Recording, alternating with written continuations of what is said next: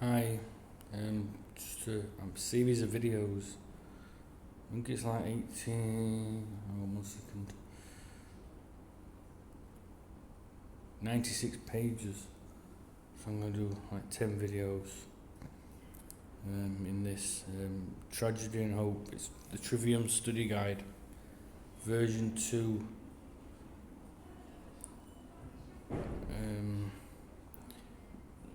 This first bit, it says exposure to any of the following listed material taken in any order will help an individual to reclaim and develop one's innate faculty of reason. I was often referenced here the Trivium method of thought. However, to employ the following recommendations of order and procedure may hasten optimal integration of these processes and methods. Here's just a load of, right, I'm going to leave a link anyway. Here's a load of stuff we can click on to go and have a look at. And that's just, like I said, just a load of Trivium introduction to the Trivium, all different types of stuff we can go and look at.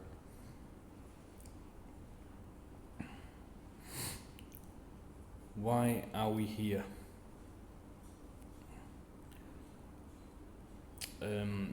Literacy is a form of slavery.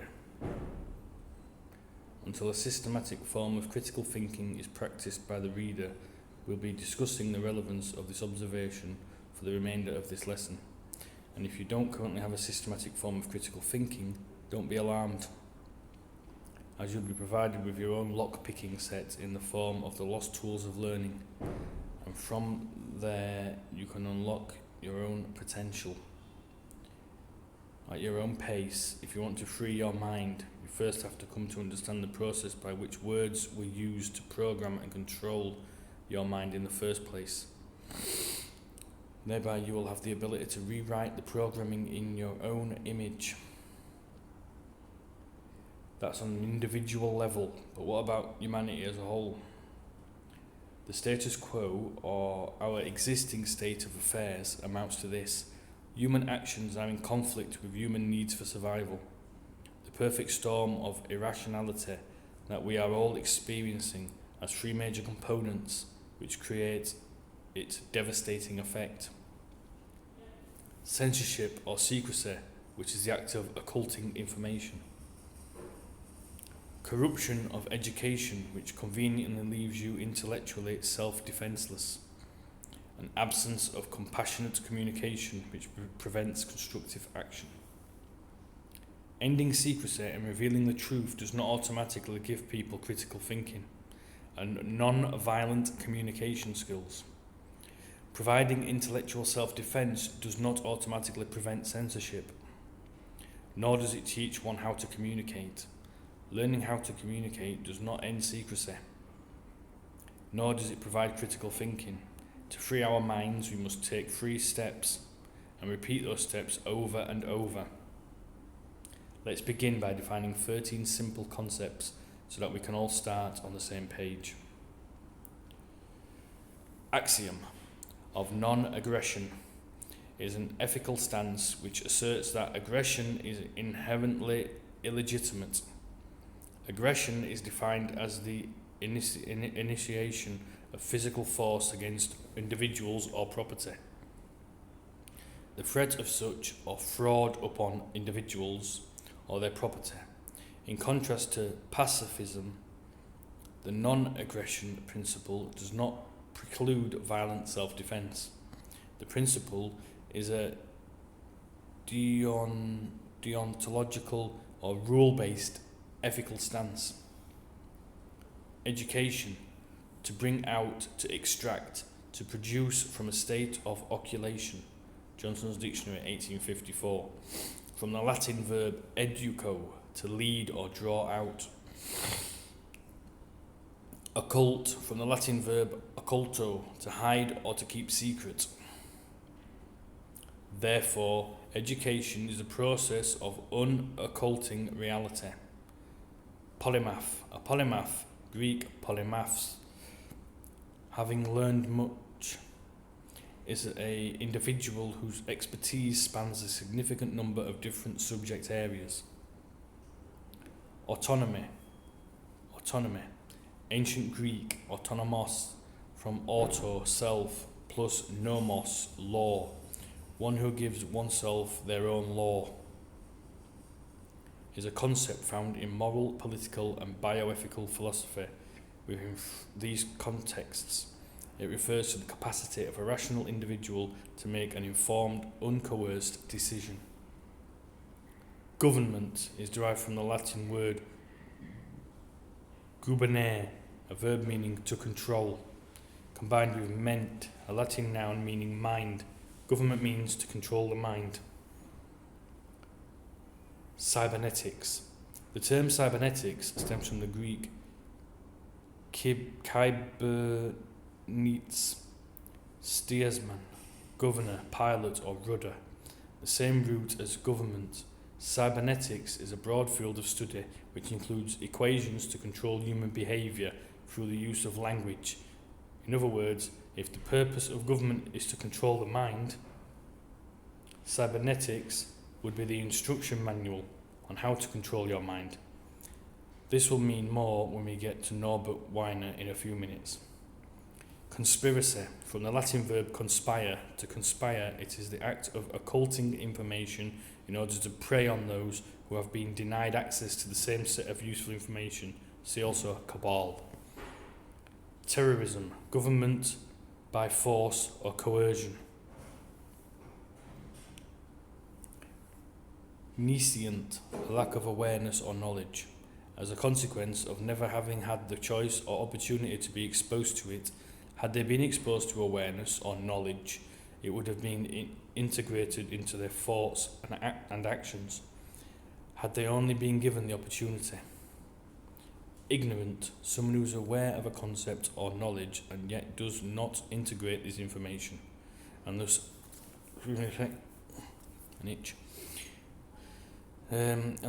are resistant to learning by their own choice or choosing not to learn. See also denial. Liber, Latin word for book, is also the same Latin word used to articulate the idea of freedom, and thus is the root word for liberty. Reading books provides a road to cognitive liberty. Compassionate communication, observing without judgment, we process our feelings and identify mutual needs whereby we can communicate in order to meet the needs of all parties. If the word government literally means to control the mind, wouldn't learning how to control your own mind negate the opportunity for external government? You see, it is a simple act of asking questions which illustrates the Achilles heel of the control system.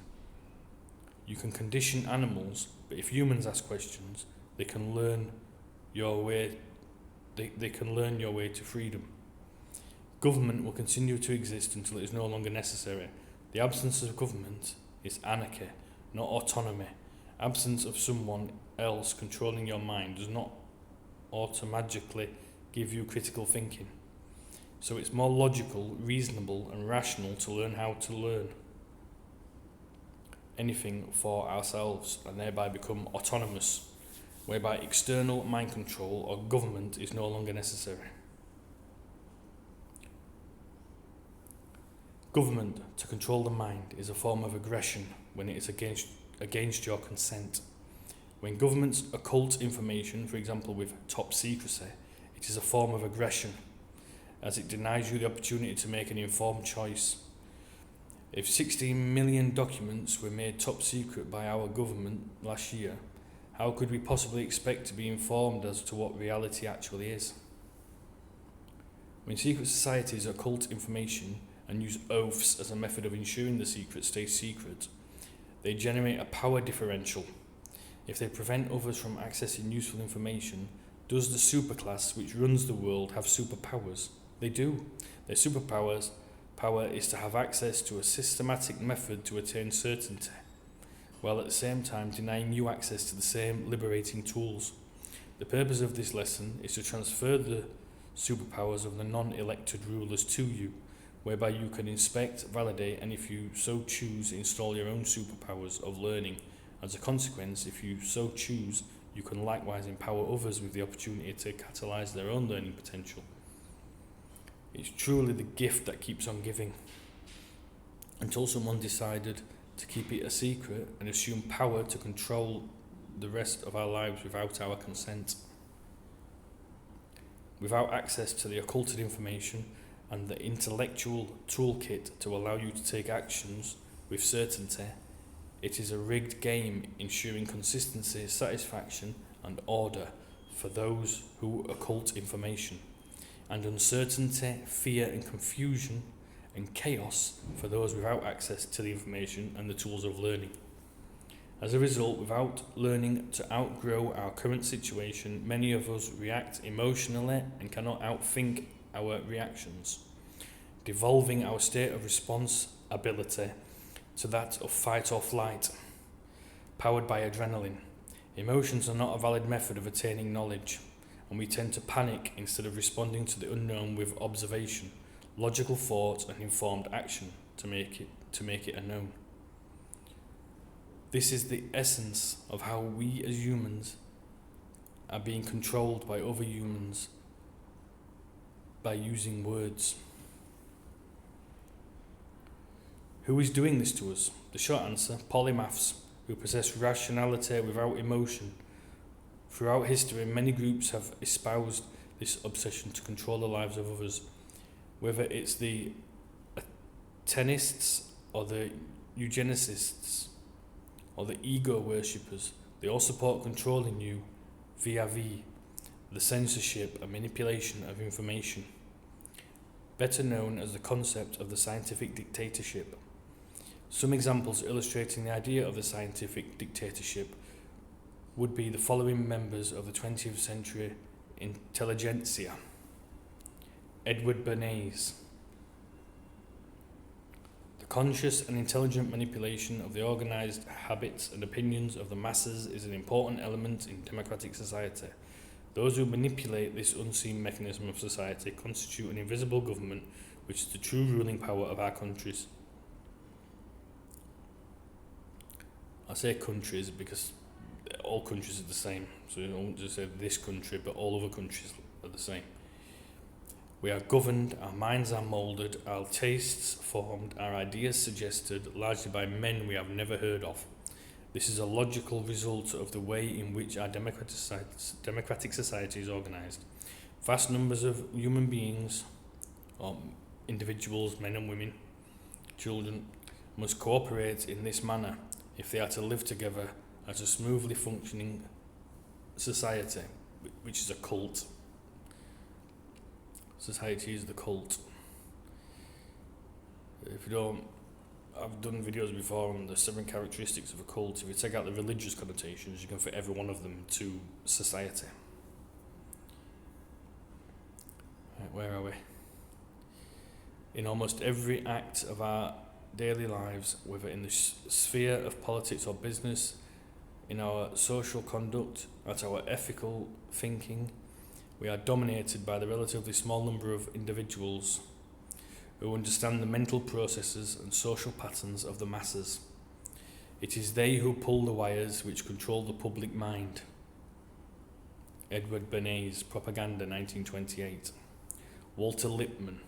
We have learned to call this propaganda a group of men who can prevent independent access to the event, can arrange the news to suit their purpose in order to conduct a propaganda campaign. There must be some barrier between the public and the event. Access to the real environment must be limited before anyone can create a pseudo-environment he thinks wise or desirable. Walter Lippmann, Public Opinion, 1922. B.F. Skinner, inventor of operant conditioning. Give me a child and I'll shape him into anything. Bertrand Russell. Education should aim at destroying free will, so that after pupils have left school they shall be incapable throughout the rest of their lives of thinking or acting otherwise, and as their schoolmasters would have wished. Page 50, the intended result of education. Norbert Wiener,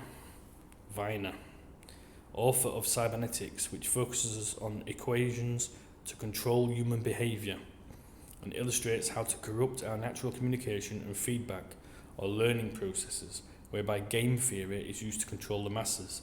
As I've already hinted, one of the directions of work which the realm of ideas of the Macy meetings has suggested concerns the importance of the notion and the technique of communication in the social system. It is certainly true that the social system is an organisation like the individual, that it is bound together by a system of communication, and that it has a dynamics in which circular processes of a feedback nature play an important part. This is true both in the general fields of anthropology and sociology, and in the more specific field of economics. And the very important work, which we have already mentioned, of von Neumann and Morgenstern on the theory of games enters into this range of ideas. On this basis, Doctors Gregory Bateson and Margaret Mead have urged me, not me personally, the individual that wrote this, in view of the intensely pressing nature of the sociological and economic problems to the present age of confusion, to devote a large part of my energies to the discussion of this side of cybernetics. If you are unfamiliar with what this quote means, click the link to the Macy conferences on Wikipedia and learn your way forward after this lesson. Aldous Huxley. A really efficient totalitarian state would be one in which the all-powerful executive of political bosses and their army of managers control a population of slaves who do not have to be coerced because they love their servitude. To make them love it is the task assigned in present-day totalitarian states to ministries of propaganda, newspaper editors and school teachers.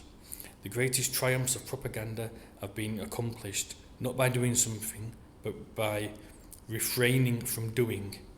Great is truth, but still greater from a practical point of view is silence about truth. Aldous Huxley, The Ultimate Revolution, March 20th, 1962, at Berkeley. That's it for this one. Next one will be part 2, The Secret of Secret Societies. Thank you.